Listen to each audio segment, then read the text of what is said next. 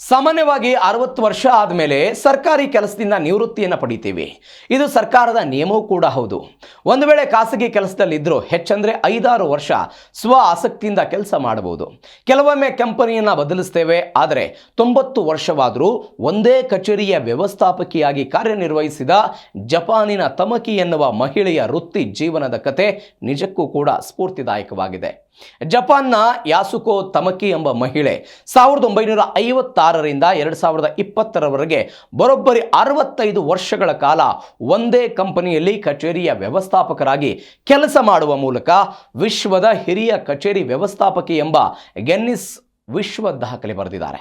ಇವರ ವೃತ್ತಿಯಲ್ಲಿನ ಚಲನಶೀಲತೆ ಕುರಿತು ಸಾಮಾಜಿಕ ಮಾಧ್ಯಮದಲ್ಲಿ ವ್ಯಾಪಕವಾಗಿ ಚರ್ಚೆ ಆಗ್ತಿದೆ. ತಮಕಿಯವರು ಒಸಾಕದಲ್ಲಿರುವ ಸನ್ಕೋ ಇಂಡಸ್ಟ್ರಿಯಲ್ಲಿ 65 ವರ್ಷಗಳಿಗೂ ಹೆಚ್ಚು ಕಾಲ ಕೆಲಸ ಮಾಡಿದ್ದಾರೆ. ತಮ್ಮ 26ನೇ ವಯಸ್ಸಿನಲ್ಲಿ ಈ ಕಂಪನಿಯಲ್ಲಿ ಕೆಲಸ ಆರಂಭಿಸಿ 91ನೇ ವಯಸ್ಸಿನ ತನಕ ಕೆಲಸ ಮಾಡಿದ್ದಾರೆ. ಅವರು ಪ್ರತಿದಿನ ಬೆಳಗ್ಗೆ 5 ಗಂಟೆ 30 ನಿಮಿಷದಿಂದ ಸಂಜೆ 5 ಗಂಟೆ 30 ನಿಮಿಷದವರೆಗೂ ಕೆಲಸ ಮಾಡ್ತಿದ್ರು.